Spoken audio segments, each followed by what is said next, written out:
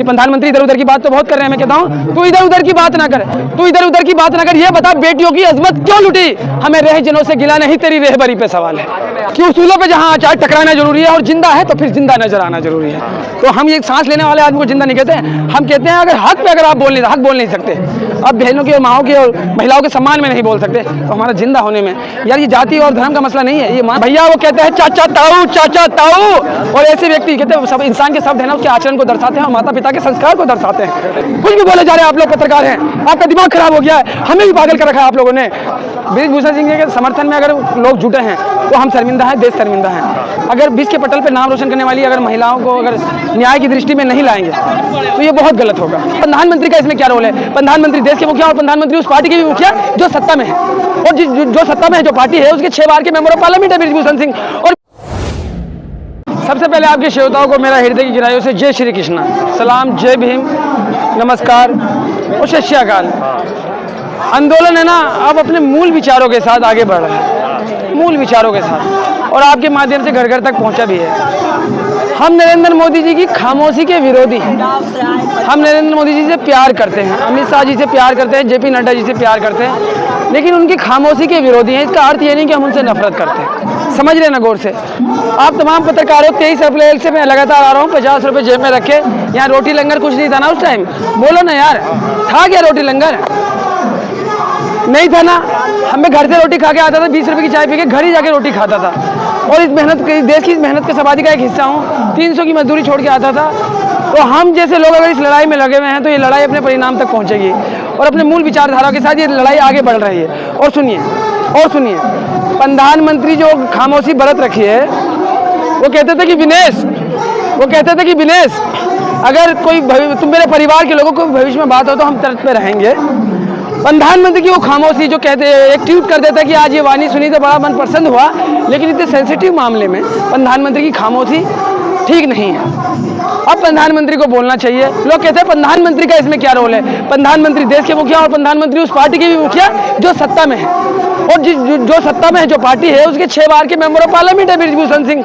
और बृजभूषण सिंह पे ये आरोप है कि इन्होंने महिलाओं के साथ दुर्व्यवहार किया है। आरोप तो किसी में भी लग जाएगा, उसका क्या करेंगे?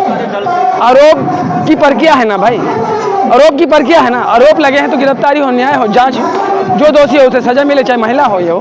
आज जो है कई जगहों पे प्रदर्शन भी हो रहा है, पंचायत भी की गई है बृजभूषण सिंह के समर्थन में। बृजभूषण सिंह के समर्थन में अगर लोग जुटे हैं तो हम शर्मिंदा हैं, देश शर्मिंदा है।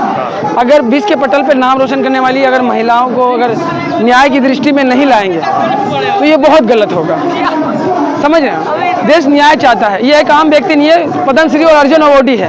अगर उनके समर्थन में लोग आए, हम लोकतंत्र में वैचारिक विरोध होना चाहिए, लेकिन किसी अपराधी के लिए अगर लोग समर्थन में खड़े हो जाएंगे तो ये हमारे लिए दुर्भाग्य की बात है और देश के लिए शर्मिंदगी की बात है। अपराधी कहाँ है वो? अभी तो आप आरोपी है ना, आप अपराधी बना रहे हो उनको अभी। भैया वो कहते हैं चाचा ताऊ, और ऐसे व्यक्ति कहते हैं सब इंसान के शब्द है ना, उसके आचरण को दर्शाते हैं और माता पिता के संस्कार को दर्शाते हैं। वो कहते हैं कि विनेश बोलती है मेरे साथ नहीं, उसके साथ, 100 के साथ नहीं, 1000 के साथ।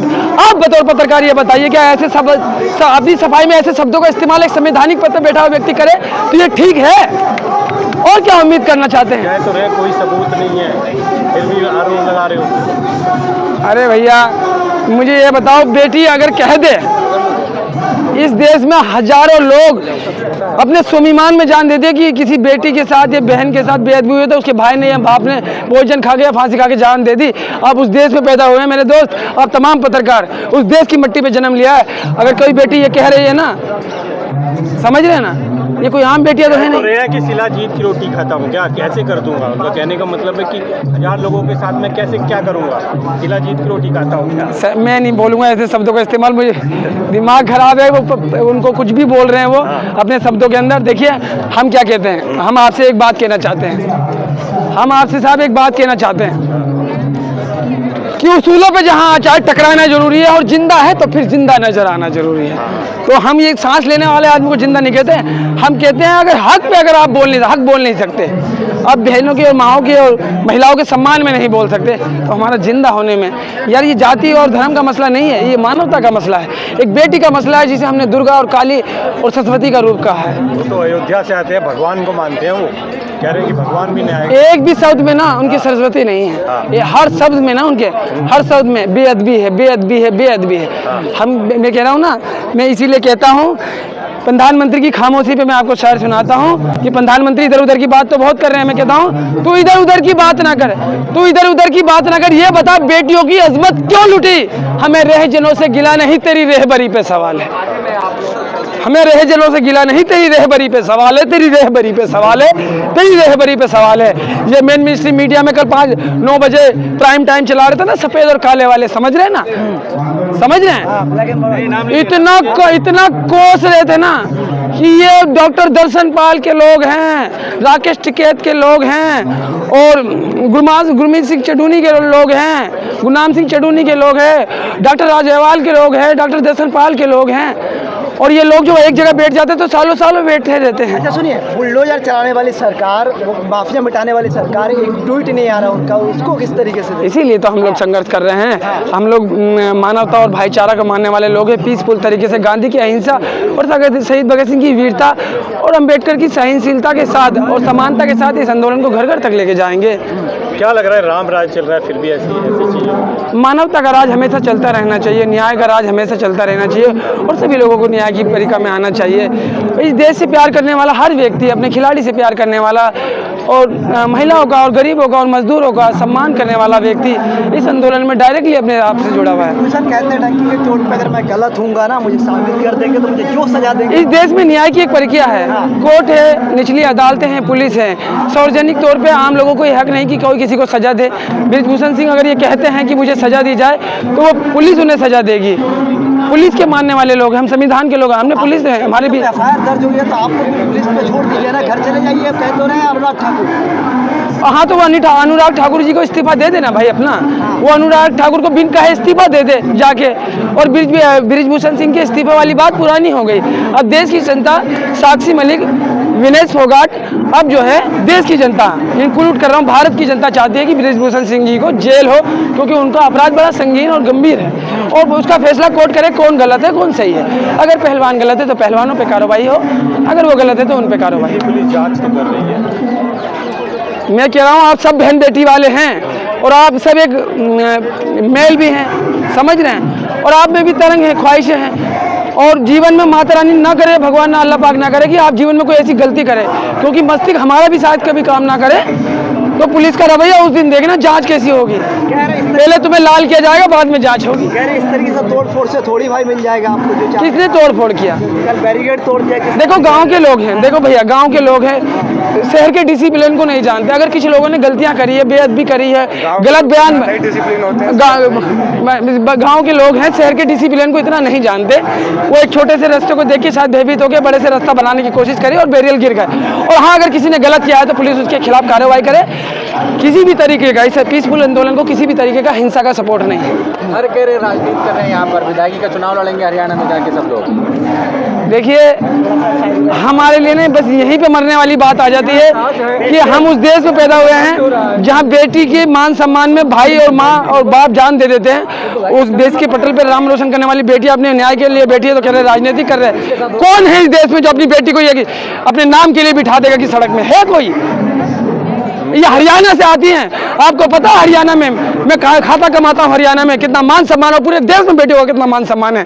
बोलने से पहले आप लोग सोचो कि राजनीति कर रहे हैं, राजनीति कर रहे हैं, और लोकतंत्र में राजनीति का अधिकार है क्या? इस तरीके की राजनीति करेगा कोई? कुछ भी बोले जा रहे हैं, आप लोग पत्रकार हैं, आपका दिमाग खराब हो गया है, हमें भी पागल कर रखा है आप लोगों ने। आपका मस्तिष्क काम नहीं करता क्या? राजनीति करने के लिए बैठेंगे यहाँ है?